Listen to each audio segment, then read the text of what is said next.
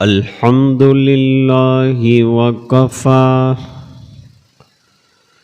वसलामुन अला इबादिहिल्लज़ीना इस्तफ़ा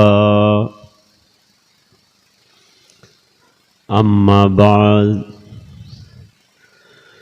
अऊज़ु बिल्लाहि मिनश शैतानिर रजीम बिस्मिल्लाहिर्रहमानिर्रहीम क़द अफ़लह मन तज़क्का व ज़करस्म रब्बिही फ़सल्ला सदक़ल्लाहुल अज़ीम। अल्लाहुम्मा सल्लि अला सय्यिदिना मुहम्मदिन व अला आले सय्यिदिना मुहम्मदिन व बारिक व सल्लिम।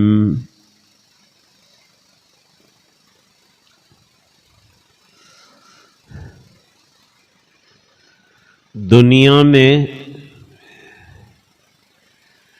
किसी भी चीज को बरकरार और बाकी रखना हो, शादाब रखना हो, आबाद रखना हो, अच्छा रखना हो,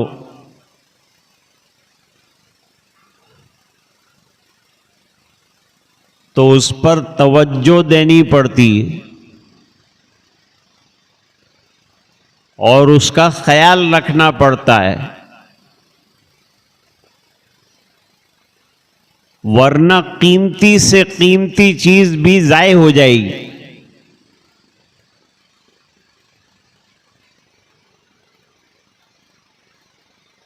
मिसाल के तौर पर आप घर में बेहतरीन कार ले आएं और उसको गैरेज में बंद करके रख दें,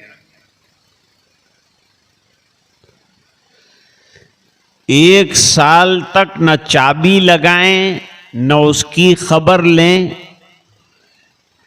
बस ऊपर से साफ सूफ करते रहें। एक साल के बाद ये गाड़ी को आप सेल लगाएंगे, चालू नहीं होगी, क्योंकि रोजाना इस गाड़ी पर जो तवज्जो देनी चाहिए थी, जो इस्लाह करनी चाहिए थी, वो हमने नहीं की, बाहर से लीपा पोती करते रहे।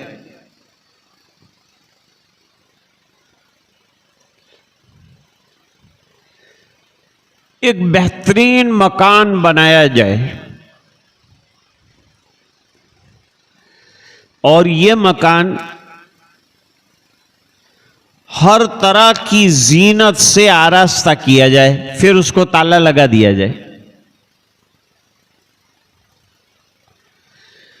एक साल के बाद जाकर आप देखेंगे तो पूरा शानदार घर जो है गुबार से भरा हुआ होगा।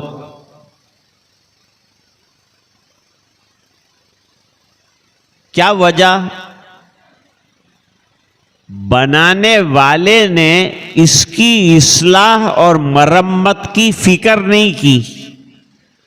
चंद साल ऐसे पड़ा रहेगा मकान तो खुद ब खुद धराशायी हो जाएगा, जमीन दोस्त हो जाएगा।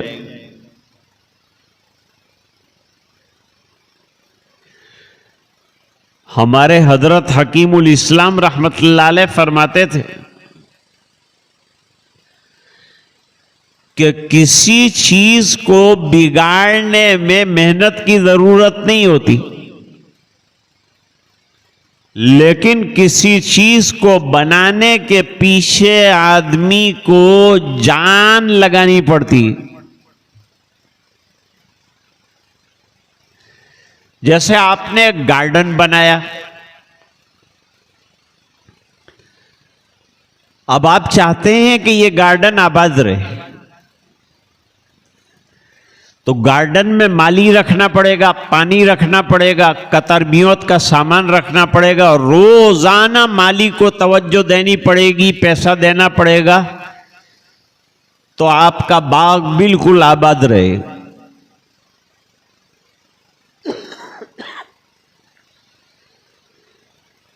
लेकिन आप चाहें कि अब बाग से मैं उगता गया हूं, थक गया हूं, तो बाग में पानी देना बंद कर दीजिए, माली का पैसा बंद कर दीजिए, ध्यान देना बंद कर दीजिए, तवज्जो देना बंद कर दीजिए। बाग चंद दिनों के अंदर जंगल बन जाएगा। आबाद क्यों था? इस बिना पर कि आपने तवज्जो दी थी, मेहनत की थी, तो आबाद था। वीरान क्यों हो गया? आपकी तवज्जो और आपकी मेहनत खत्म हो गई, वो चीज बर्बाद हो गई।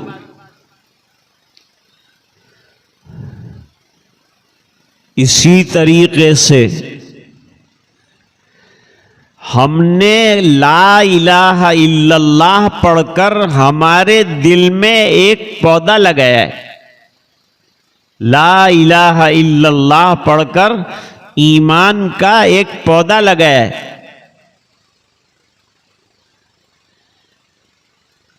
अब अगर ये पौधे की आबियारी की जाए,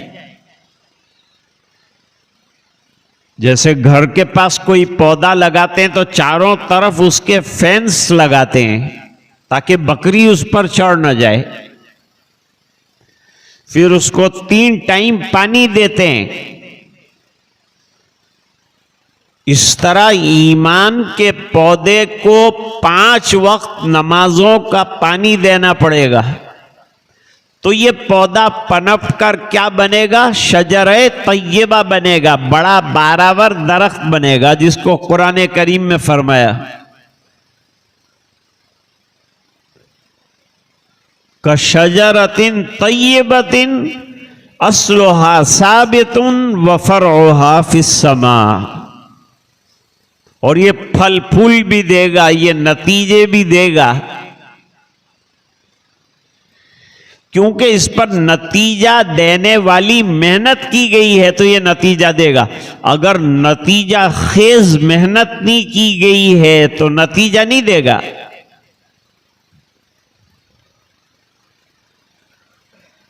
कोई भी चीज, हमारी बॉडी ले लीजिए, अगर आपने अपनी बॉडी को धोया नहीं, गुस्ल नहीं किया, हाथ पैर नहीं धोए, मिसवाक नहीं किया, तो ये बॉडी गंदी हो जाएगी और बदबू बढ़ती जाएगी, खराबी बढ़ती जाएगी, लोग आपसे कटते जाएंगे। तो बॉडी को दुरुस्त रखने के लिए भाई हर वक्त जो है खाना पीना, इसकी सफाई का ख्याल रखना, हेल्थ का ख्याल रखना, तो ये बॉडी काम की रहती है। हदीस शरीफ में फरमाया, अल्लाह ताला ने जिस्म के अंदर गोश्त का एक टुकड़ा बनाया है। जब वो दुरुस्त होता है तो पूरा जिस्म दुरुस्त होता है, और जब वो बिगड़ता है तो पूरा जिस्म बिगड़ता है। जानते हो वो क्या है? हुजूर ने फरमाया वो कल्ब है।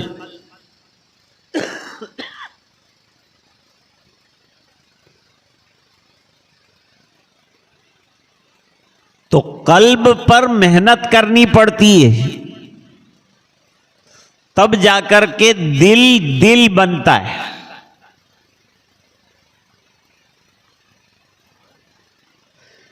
दिल का उजड़ना सहल सही, बसना सहल नहीं भाई, बस्ती बसना खेल नहीं, बसते बसते बस्ती है। शायर ने भी यही कहा है कि किसी चीज को वीरान करने में तवज्जो देने की जरूरत नहीं है, और किसी चीज को आबाद करना हो तो हर वक्त उसका जतन करना पड़ता है, ख्याल रखना पड़ता है।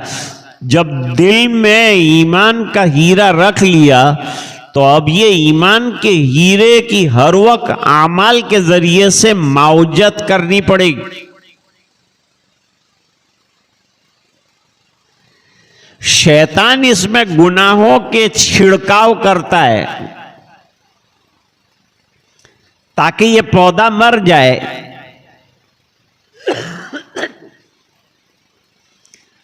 शैतान का काम यह है कि ऐसा छिड़काव ईमान वाले पौधे पर किया जाए ताकि ये पौधा मुजमहिल हो जाए, काम का न रहे। वो गुनाह की बातें दिल में डालता है, बुराइयों की बातें दिल में डालता है, वसाविस दिल में डालता है। अगर हमारे पास दीनी इल्म न हो तो हम उसका वसवसे का शिकार होकर बर्बाद हो जाएंगे।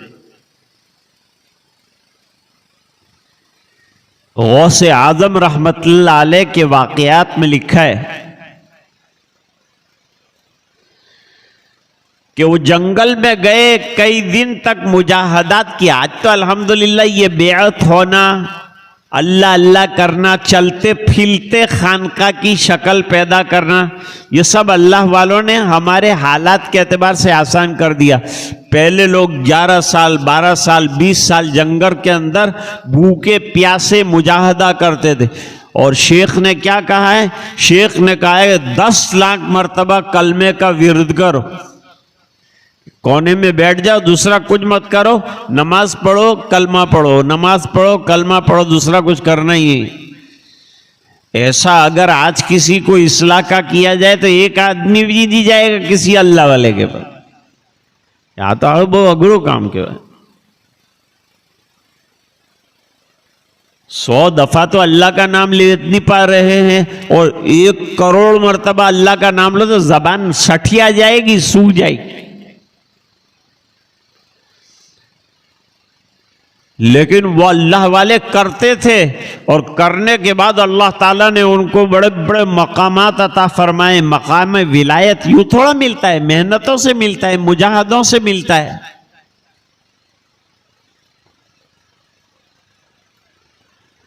तो गौसे आजम मुजाहदा कर रहे थे, अचानक एक बादल आया, प्यास बहुत लगी थी, बारिश अंदर से बरसा। हजरत ने पिया, बादल में से आवाज आई, आज से अब्दुल कादिर तुमको नमाज माफ। इन्होंने कहा ला हौला वला कुव्वता इल्ला बिल्लाह। नबी से नमाज माफ नहीं हुई, मुझे कैसे नमाज माफ हो गई? मैं कौन आया? कुरान तो कहता है वाबुद रब्बका हत्ता यातियकल यकीन, अल्लाह की इबादत मरते दम तक करना है। हुजूर ने मैदान जंग में नमाज नहीं छोड़ी, और ये मुझे कह रहा है कि तू बड़ा पहुंचा हुआ वली बन गया, अब तुझे नमाज पढ़ने की ज़रूरत नहीं है, बस अब तो तुझे घर में बैठे रहना है, कुछ नहीं करना है। तू हमारा पसंदीदा हो गया। तो जो पसंदीदा होता है उससे तो और काम लेते हैं, उससे तो और मुजाहदा लेते हैं और कुर्बानियां लेते हैं। सरकार पसंदीदा थे तो कुर्बानियों की इंतहा कर दी, सहाबा पसंदीदा थे तो कुर्बानियों की इंतहा कर दी। और फिर दर्जे भी अल्लाह ताला ने बड़े बड़े अता फरमाए। हजरत इब्राहीम अलैहिस्सलाम का बड़ा इम्तिहान लिया और फिर बड़ा मकाम दिया। कुरान करीम ने ऐलान किया कि पहले इम्तिहान बाद में इनाम। इन्ना इब्राहीम काना उम्मतन कानितन लिल्लाहि हनीफा। पूरी उम्मत मिलके जितना मुजाहदा न कर पाए, इतनी हजरत इब्राहीम अलैहिस्सलाम ने दीन के लिए मेहनत की।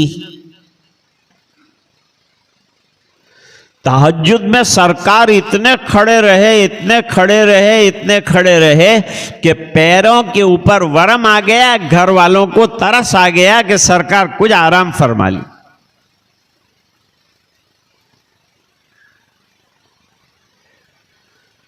यहां तो अच्छा खासा नमाजी होता है, शादी करता है तो मस्जिद में से गायब हो जाता है।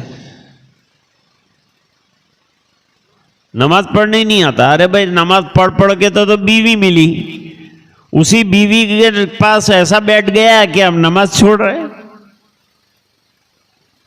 अभी तो अल्लाह के शुक्रिया में और नमाज तुझे पढ़ने की।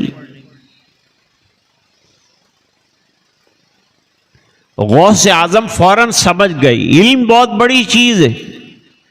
इल्म से आदमी को एक मारिफत हासिल होती है, एक पहचान हासिल होती। तो ला हौल वला कुव्वत इल्ला बिल्लाह। तू शैतान मालूम होता है कि मुझे नमाज से रोक रहा है। जब नबी नमाज से नहीं रोके गए, औलिया नमाज से नहीं रोके गए, मुझे विलायत की खबर नमाज के छोड़ने पे दे रहा है। शैतान ने कहा इस बात के जरिए से मैंने अच्छे अच्छे वलियों को रास्ते से हटाया है, लेकिन तुम बच गए, तुम बच गए। गौसे आजम ने फिर कहा यह दूसरा तीर तूने चलाया है मुझे खत्म करने के लिए। मैं नहीं बचा, मेरे रब ने मुझे बचाया है। कोई गुनाह से बच नहीं सकता जब तक अल्लाह का फजल शामिल हाल ना हो जाए, जब तक अल्लाह की तौफीक ना हो जाए बच नहीं सकता। तो मैं अपने कमाल से नहीं बचाऊं बल्कि अल्लाह के फजल से बचाऊं। इसलिए हदीस शरीफ में फरमाया फकीहुन वाहिदुन अशद्दु अला शैतान मिन अल्फ आबिदिन। एक दीन की गहरी समझ रखने वाला ये 1000 आबिदों पर शैतान के लिए भारी है। 1000 आबिदों को उल्टा कर देगा 1 मिनट के अंदर, लेकिन एक फकीह वाहिद को हैरान नहीं कर सका, गौसे आजम को हैरान नहीं कर सका। हदीस शरीफ में वाकया बयान किया है, बनी इसराइल में एक आदमी ने खून किया था, और खून 1-2 नहीं किए बल्कि 99 मर्डर किए, 99 खून किए। सही हदीस। आदमी तो कभी अपनी अंदर की बुराइयों पर गमगीन जरूर होता है। कोई ना कोई दिन आता है जब आदमी को अपने किए हुए करतूत का अफसोस होता है कि ये काम मैंने अच्छा नहीं किया, अब इसकी कुछ इस्लाह करनी चाहिए। तो इस्लाह करने वाले के पास आदमी जाता है। ये जो बेअत की मजलिस होती है, इस्लाह की मजलिस होती है, इसमें लोग समझते हैं कि बहुत डरने वाली मजलिस है। जो बेअत हो गए तो गए काम से, नहीं काम से गए थे तो अब आ गए काम पे। बेअत करने से आदमी काम में से नहीं जाता, काम का हो जाता है। मशीन सही जगह पे इस्तेमाल होना शुरू हो जाती है। जो मकसद के लिए मशीन बनी है वो मकसद में मुस्तामल होती है, काम का बन जाता है आदमी। और उसे बेअत के जरिए से समझ में आता है कि मैंने अभी तक जिंदगी कहां गुजारी, मुझे कहां गुजारनी चाहिए थी, मेरी नमाज कैसी होनी चाहिए थी, मेरी तौबा कैसी होनी चाहिए थी, मेरा अल्लाह के सामने रुजू कैसा होना चाहिए था। यह तमाम का आदमी को एहसास पैदा होता है किसी अल्लाह वाले के पास बैठने की वजह से।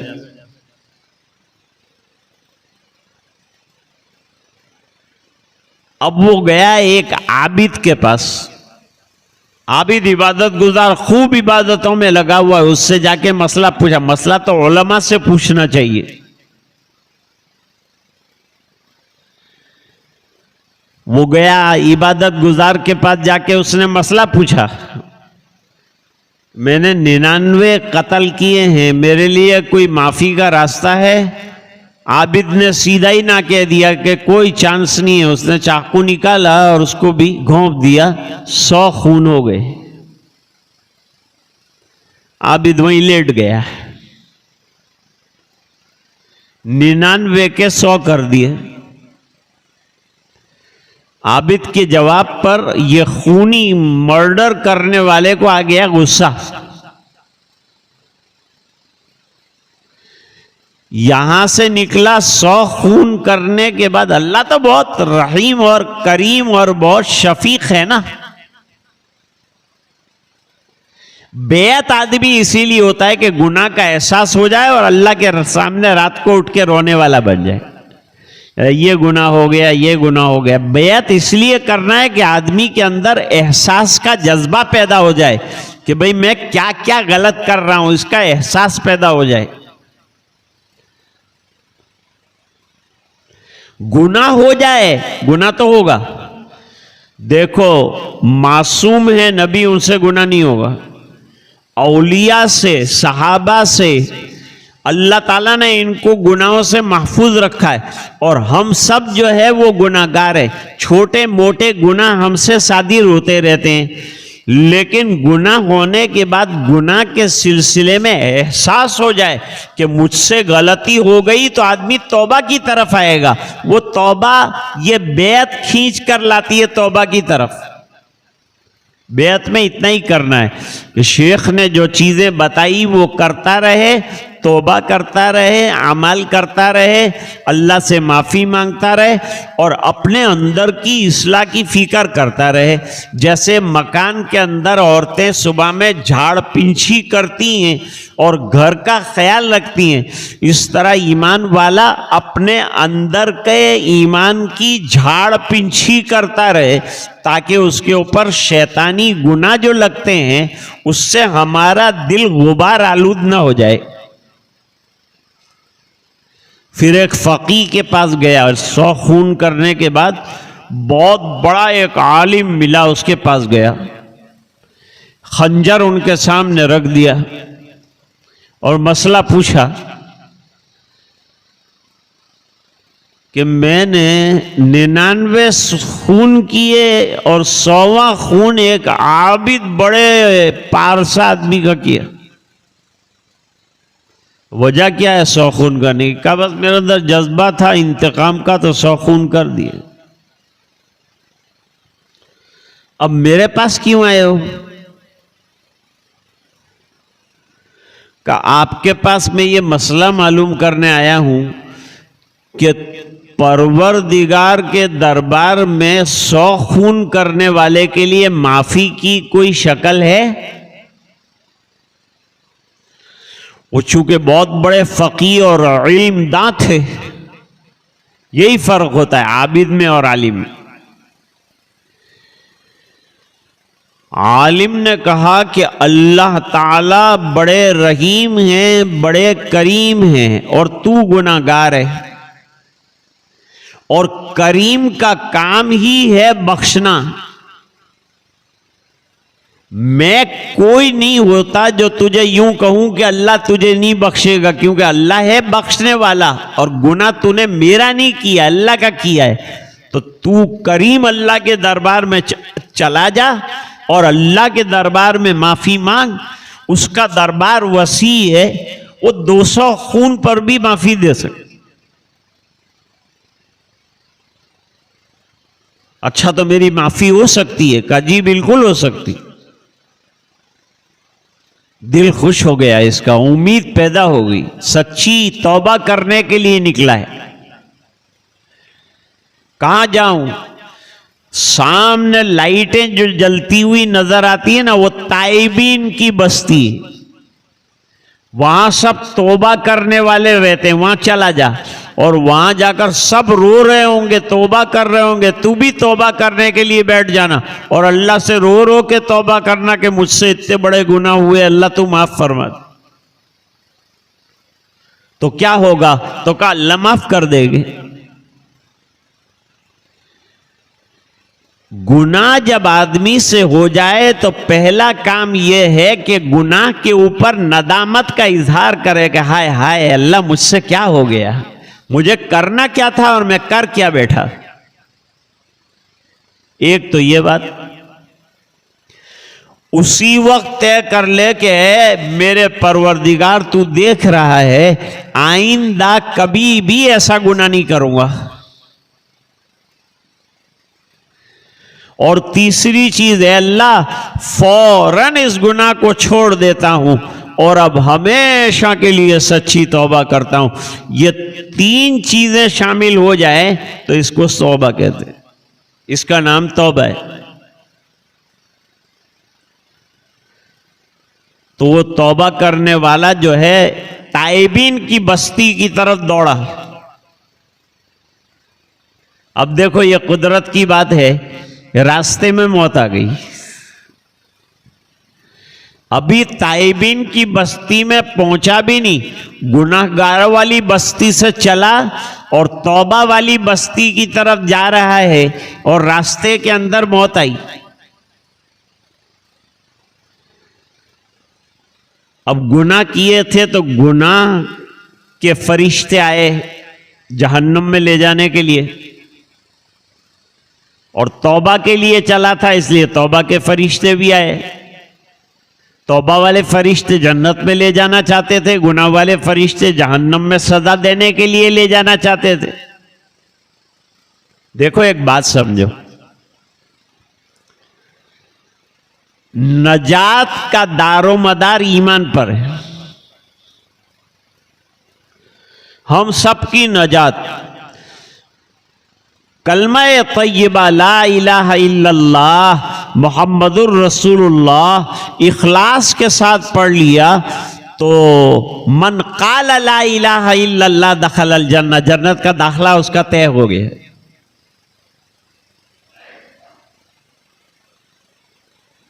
नंबर 2, जब आदमी ईमान के साथ आमाले सालिहा करेगा तो अल्लाह ताला जन्नत के दरवाजे उसके लिए खोल देंगे।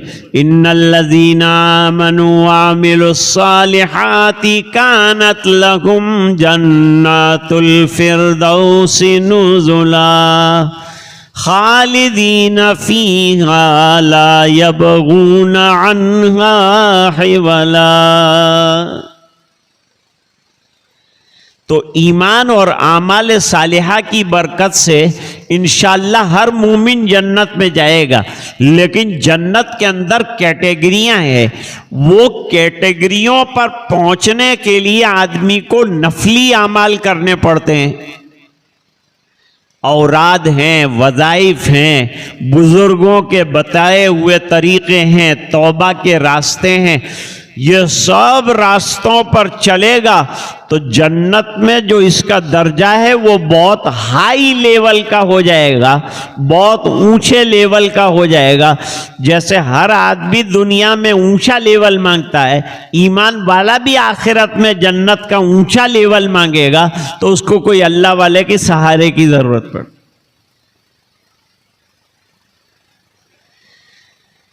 एक बड़ा फरिश्ता आया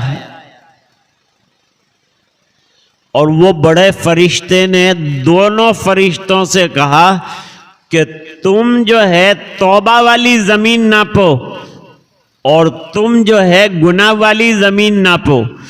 अगर गुनाह वाली जमीन जन्नत से दूर रही और तौबा वाली जमीन करीब रही तो इसको जन्नत में ले जाया जाएगा।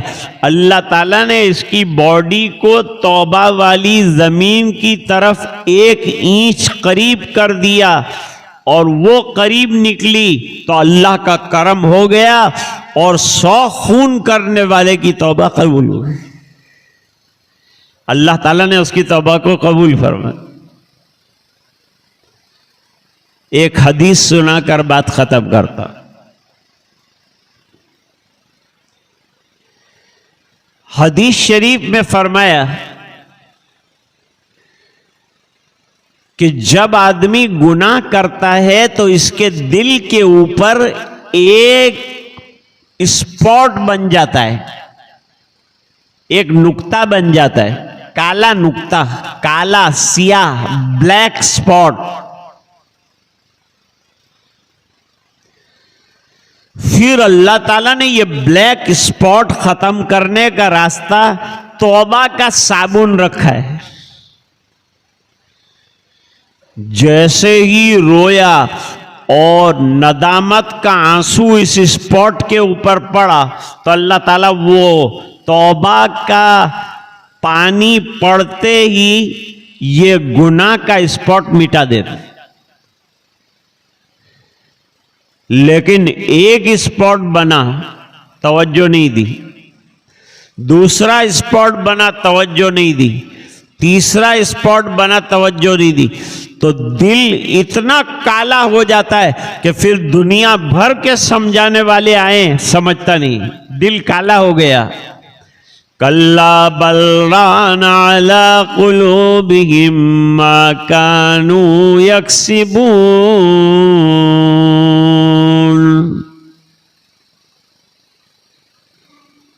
हजरत अली फरमाते हैं,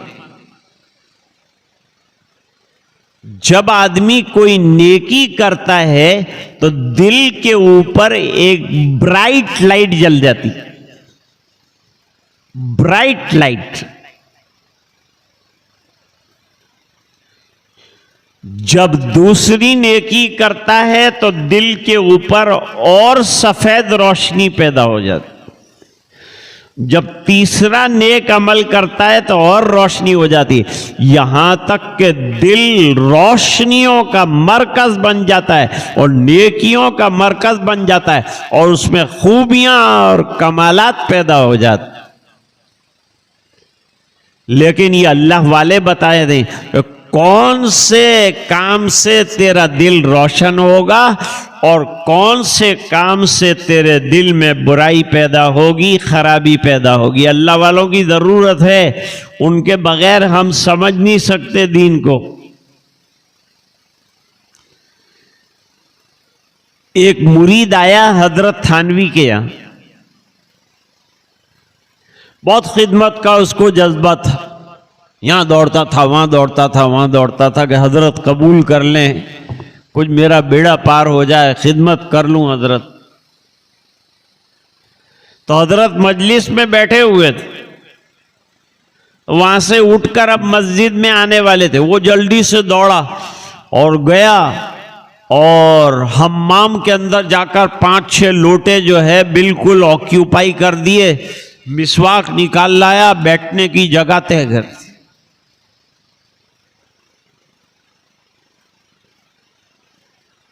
हजरत आए तो मिसवाक निकाल कर दे दिया, लोटे सामने रख दिए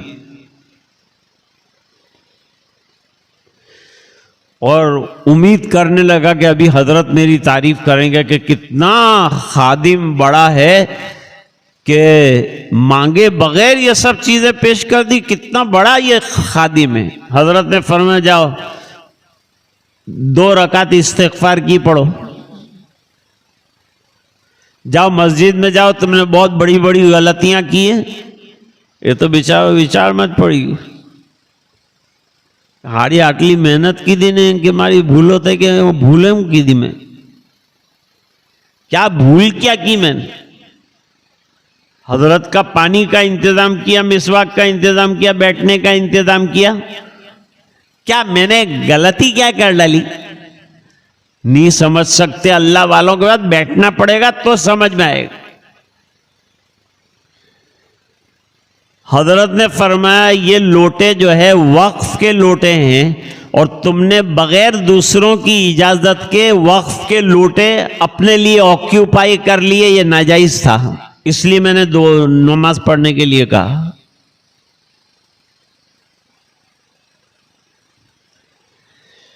और ये मिसवाक मैंने महफूज जगह में रखी थी, तुमको ये महफूज जगह में से मिसवाक निकालने का हक किसने दिया? तुमने बगैर हक के क्यों निकाला मिसवाक? तीसरा, तुमने बहुत बड़ी गलती की कि तुम ये समझे कि मैं बेवजू हूं तो तुम दौड़ गए, हालांकि मैं तो बावजू हूं।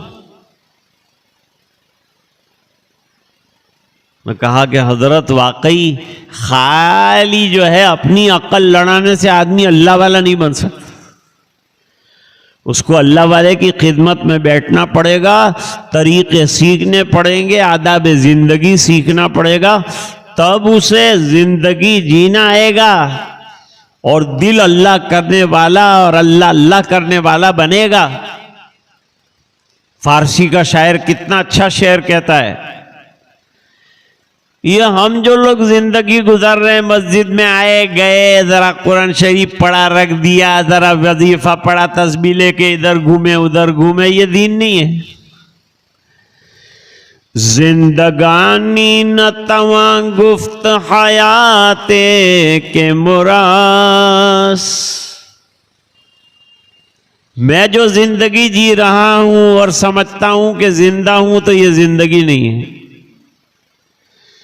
जिंदगानी न तवा गुफ्त हयाते के मुरास, जिंदा आनस्त के बाद दोस्त विसाले दारद।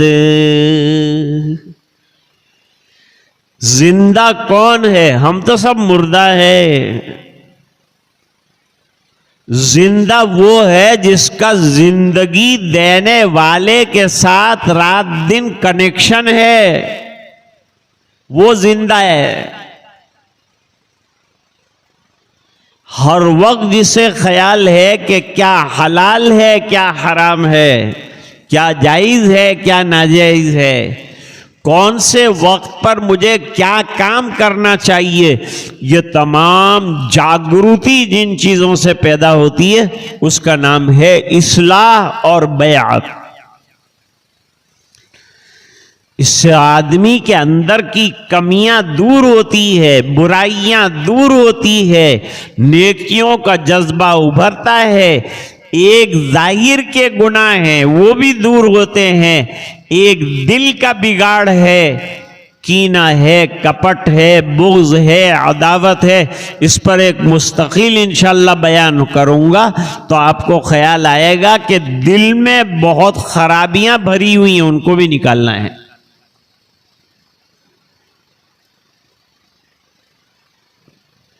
जब तक वो खराबियां निकल नहीं जाएंगी वहां तक न नमाजें नमाजें हैं न इबादतें इबादतें हैं।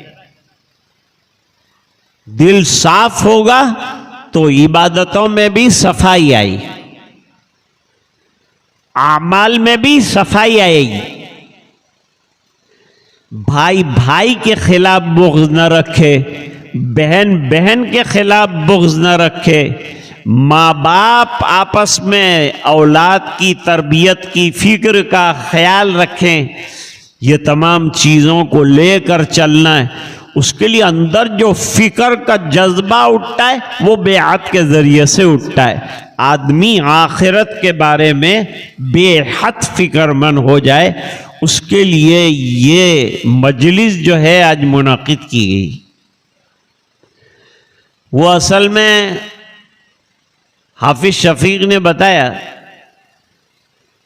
कि 18 सितंबर 2019 के अंदर हमारी पहली मजलिस बेअत की और इस्लाह की हुई थी।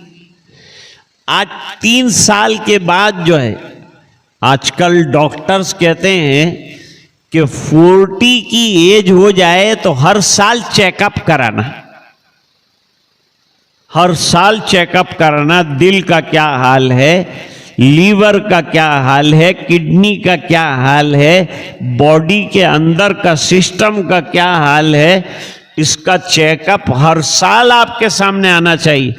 हम लोग जो है बेअत करके बैठ गए, अब 3 साल में कितना गुबार चढ़ा, कितना रेक्टिफिकेशन हुआ और कितनी बिगाड़ आई और कितनी अच्छाइयाँ आई, इसका सर्वे होना चाहिए और उसको जांचना चाहिए अंदर से। और हर आदमी अपने आप को जांचे कि किस हद तक मेरी इस्लाह हुई है। तो ये इस्लाह की फिक्र के सिलसिले में बेअत करते हैं, ये कोई डरने की बात नहीं है।